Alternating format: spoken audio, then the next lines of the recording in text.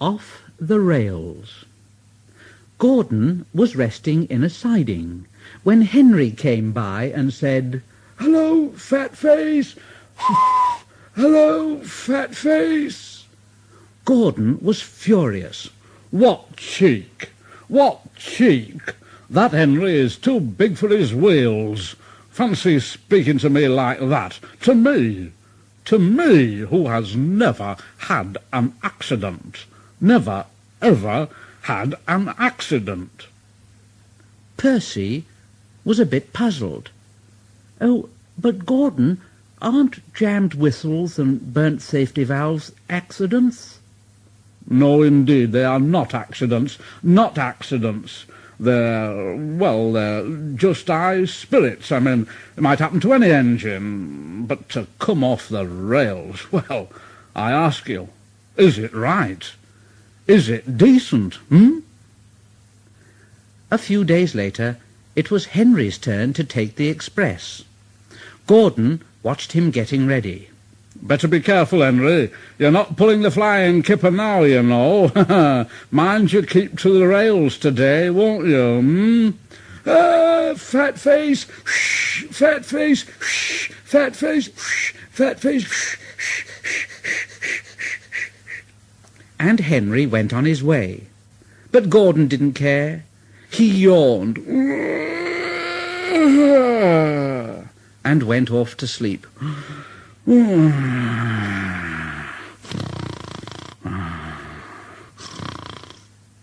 But he didn't sleep long, because his driver came along and said, "Come on, wake up, Gordon. A special train's coming and we're to pull it." A special train? Is it coaches or trucks?" "It's trucks." "Oh, trucks. I don't like trucks." They lit Gordon's fire and oiled him ready for the run. The fire was sulky and wouldn't burn, but they couldn't wait, so Edward pushed him onto the turntable to get him facing the right way. Gordon grumbled like anything. "I won't go, I won't go, I won't go." Edward said, "Don't be silly, don't be silly, don't be silly." Gordon tried hard, but he couldn't stop himself being moved. At last he was on the turntable. Edward was uncoupled and backed away, and Gordon's driver and fireman jumped down to turn him round. The movement had shaken Gordon's fire. It was now burning nicely and making steam. But Gordon was cross and didn't care what he did. He waited till the table was halfway round, and he said, I'll show 'em. I'll show 'em." And he moved slowly forward.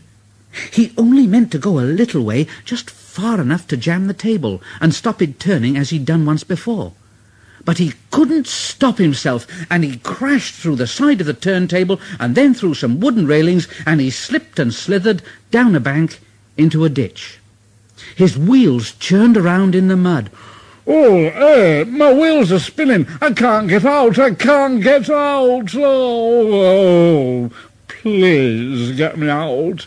Please get me out." But his driver and fireman said, "No, not a hope, not a hope. You're stuck, you silly great engine, you silly great engine. Don't you understand that? Don't you understand that, They telephoned the Fat Controller, who said, Yes, yes, yes. Oh, so Gordon didn't want to take the special and ran into a ditch. Oh, yes. What's that you say? The special's waiting? Well, tell Edward to take it, please. Yes. Gordon? Oh, leave him where he is. We haven't got time to bother about him now. A family of frogs croaked at Gordon as he lay in the mud. Gordon, Gordon, Gordon, Gordon, Gordon, Gordon. On the other side of the ditch, some little boys shouted out, "Coo, doesn't he look silly? They'll never get him out." and they began to sing. Silly old Gordon fell in a ditch, fell in a ditch, fell in a ditch. Silly old Gordon fell in a ditch all on a Monday morning. Ha ha ha ha ha. Then the school bell rang, and they chased off down the road. Gordon was in a mess, and he said, "Ooh!"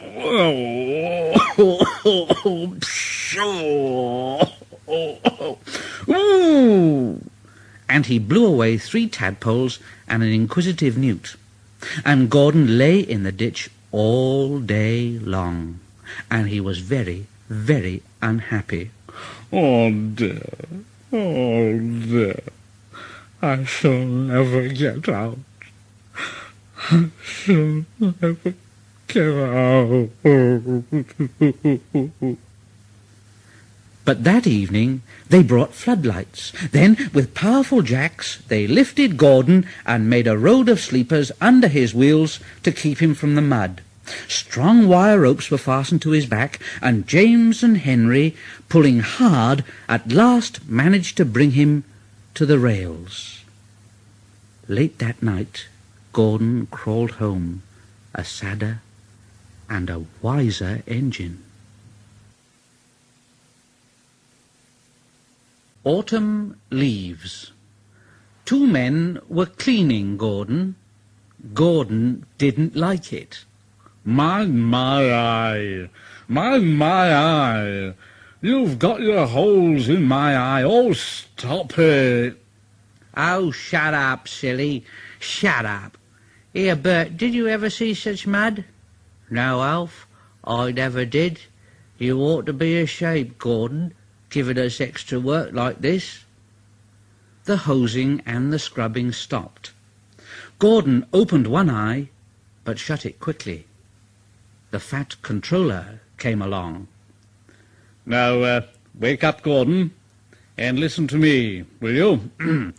Now, look, you will pull no more coaches until you are a really useful engine. Understand that? A really useful engine. So there. So Gordon had to spend his time pulling trucks, and he felt his position deeply. Oh, goods trains. Goods trains. Oh, I ate goods trains. I ate 'em. And he went up to the trucks, and he banged them about, and they shouted out, "Oh, oh, oh, oh, oh, oh, oh, oh, oh, oh, oh, oh." James, who was watching all this, said, "It's no good going on like that, Gordon. Trucks will be trucks, you know." Ah, well, not with me they won't. Not with me. Huh? I'll teach 'em. Go on. And another truck scurried away. Huh. They tried to push me down the hill this morning, James. Huh. It's slippery there. You'll probably need some help with the express, you know. Me? Help? Ha! I don't need any help on hills. Gordon laughed and got ready for his next train. And James went away to take the express. Slippery hills indeed. I don't need help. Come on, you coaches. Come on.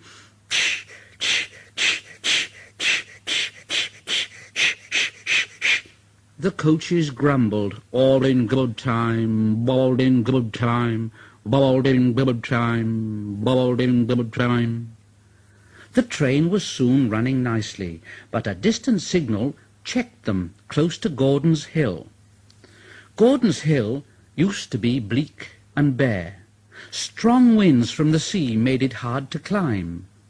Trees were planted to give shelter, and in summer the trains run through a leafy avenue. Now autumn had come, and dead leaves fell. The wind usually puffed them away, but today rain made them heavy, and they didn't move. The home signal showed clear, and James began to go faster. He started to climb the hill.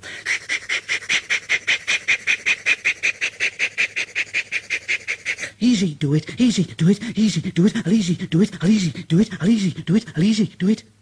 Halfway up, he was not so sure. I must do it, I must do it, I must do it, I must do it, I must do it. But try as he would, His wheels slipped on the leaves, and he couldn't pull the train at all. "What's the matter? What's the matter? What's the matter? Matter, matter, matter, matter, matter, matter, matter, matter. What's the matter? What's the matter, matter, matter, matter, matter, matter, matter, matter, matter?" James's driver tried to calm him. "Steady, old boy, steady." The train slowly stopped, for although James's wheels were turning forwards, the whole train started slipping down the hill.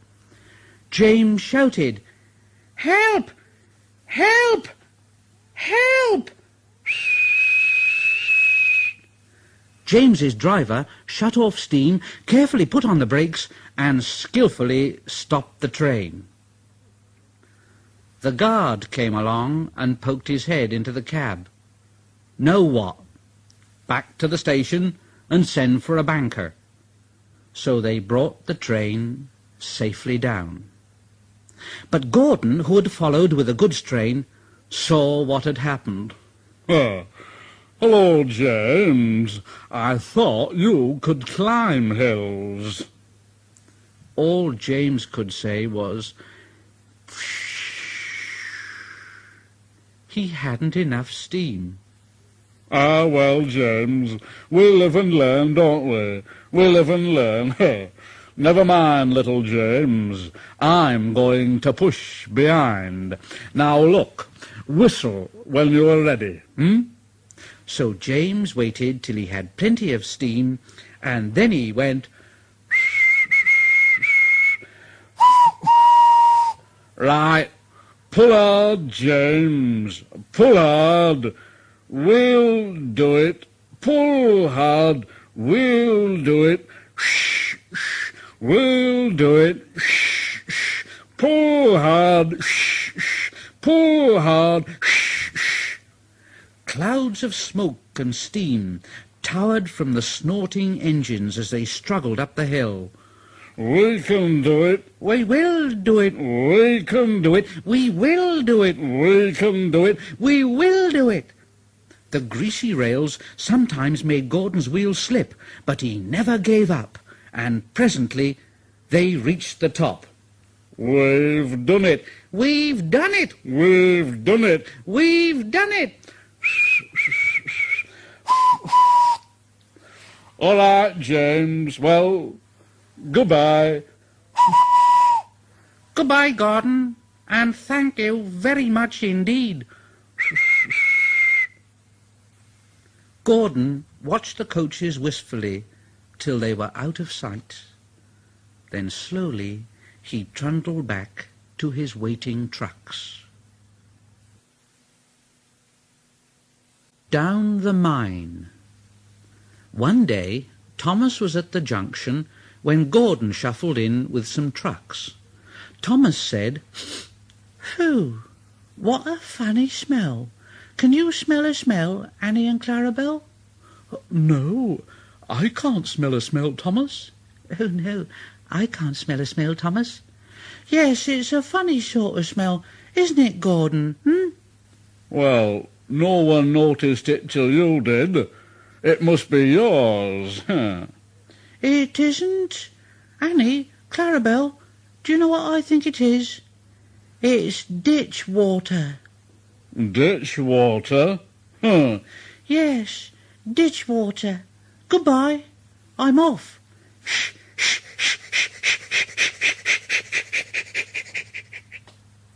Annie and Clarabelle could hardly believe their ears. They kept telling Thomas, "You mustn't be rude. You make us ashamed." "Oh, you mustn't be rude. You make us ashamed." But Thomas didn't care a bit. He just laughed. "Oh, that was funny, that was. That really was funny." He felt very pleased with himself. Annie and Clarabelle were deeply shocked. They had great respect for Gordon, the big engine. Thomas left the coaches at a station and went to a mine for some trucks. Long ago, miners digging for lead had made tunnels under the ground. Though strong enough to hold up trucks, their roofs could not bear the weight of engines. A large notice said, "Danger! Engines must not pass this board." Thomas had often been warned, but he didn't care. He'd often tried to pass the board, but he'd never succeeded, and he always used to say, "Ha! Silly old board! Silly old board!" This morning he laughed as he puffed along, and he made a plan. He had to push empty trucks into one siding and pull out full ones from another. His driver stopped him, and the fireman went to turn the points. The fireman waved, "Come on! Come on!" and then Thomas started. The driver leaned out of the cab to see where they were going, and then Thomas saw his chance. Right, now! And bumping the trucks fiercely, he jerked his driver off the footplate. "Hurrah! I've done it! I've done it!" And laughing like anything, Thomas followed the trucks into the siding, past the notice board. But suddenly there was a rumbling and a groaning, and the rails quivered. The fireman jumped clear just as the ground sank, and the rails sagged and broke, and Thomas dropped right down into the big hole that had suddenly appeared. "Oh, oh dear! Shh, shh! Oh, fire and smoke! Oh, oh, oh! Oh, oh, I'm sunk!" And he was. He could just see out of the hole, but he couldn't move. "Oh, oh dear! Oh dear! Oh, I am a silly little engine, no." "Yes, and a very naughty one too, Thomas. I saw you." It was the fat controller. "Oh, please, sir, get me out, sir, and I won't be naughty again." Well, I'm not so sure about that. We can't lift you out with the crane. The ground's not firm enough now. Let me see. I wonder if Gordon could pull you out." "Oh, Gordon, yes, oh." Thomas didn't want to meet Gordon just yet. When Gordon heard what had happened, he started to laugh.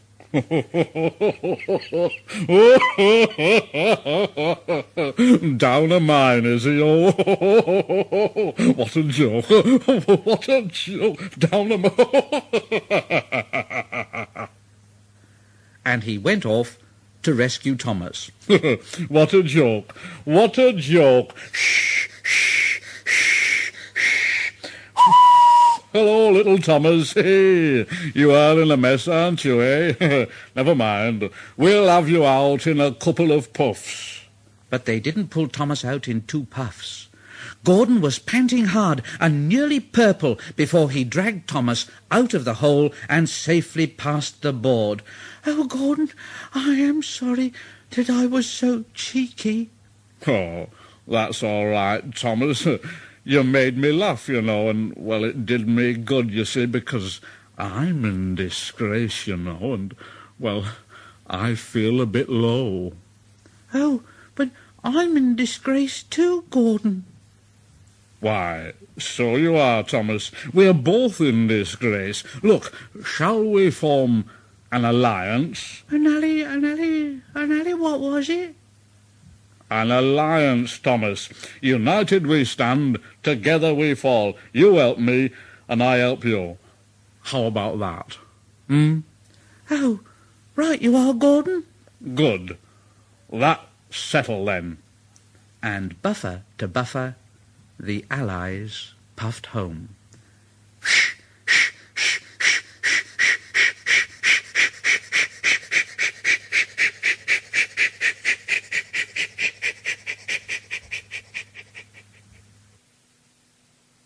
Paint pots and queens.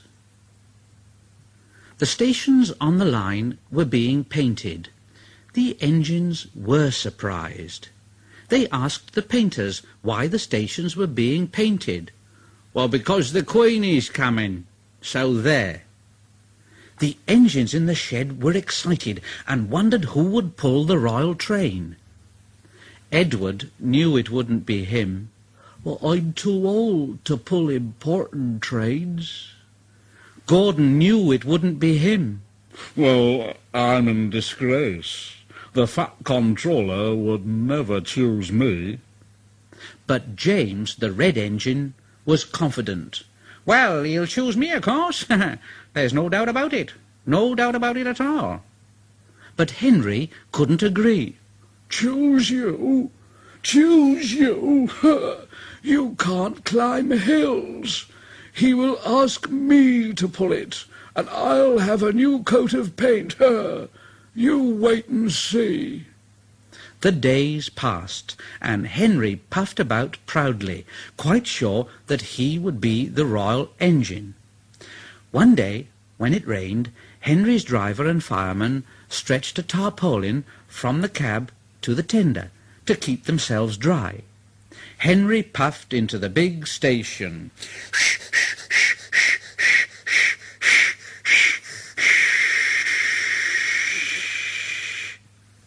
A painter was climbing a ladder above the line. Henry's smoke puffed upwards in a big cloud. It was thick and black. The painter choked and couldn't see. He missed his footing on the ladder, dropped his paint pot, and fell, whoa, plop, onto Henry's tarpaulin. The paint poured all over Henry's boiler and trickled down each side, and the paint pot perched on Henry's dome. The painter clambered down and shook his brush at Henry. "Ah, you spoil my clean paint with your dirty smoke, and then you take the whole lot and make me go and fetch some more. Oh dear, oh dear, oh dear." The Fat Controller came pushing through the crowd. Dear me. You look like an iced cake, Henry.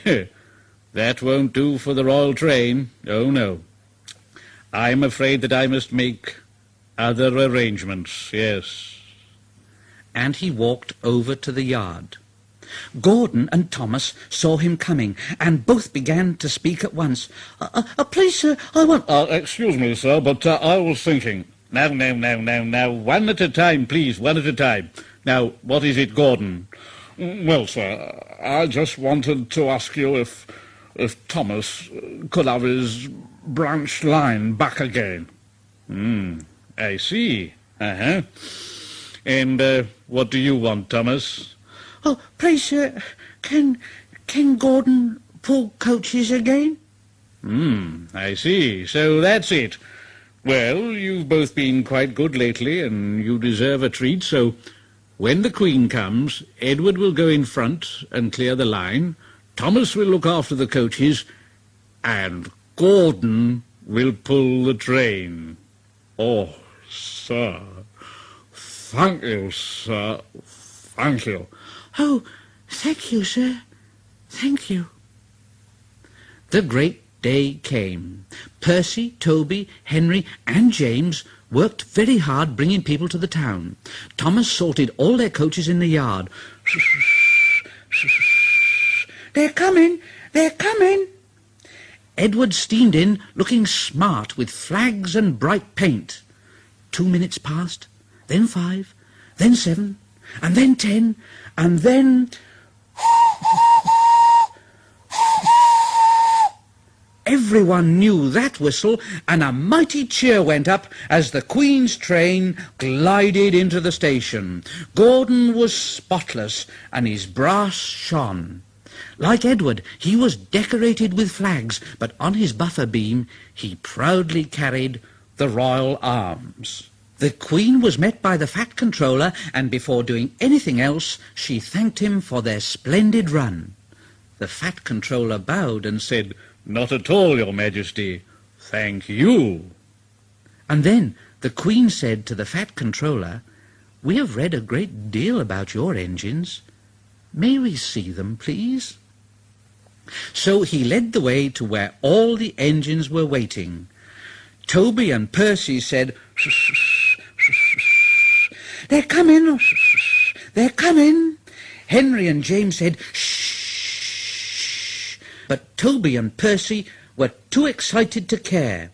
The Fat Controller told the Queen their names, and she talked to each engine. Then, as she turned to go, Percy bubbled over. "Oh, I say, 3 cheers for the Queen. Hip, hip, hip, hip, hip, hip." The Fat Controller held his ears, but the Queen, smiling, waved to the engines till she passed the gate. Next day, the Queen spoke specially to Thomas, who fetched the coaches, and to Edward and Gordon, who took her away, and no engines ever felt prouder than Thomas and Edward and Gordon, the big engine.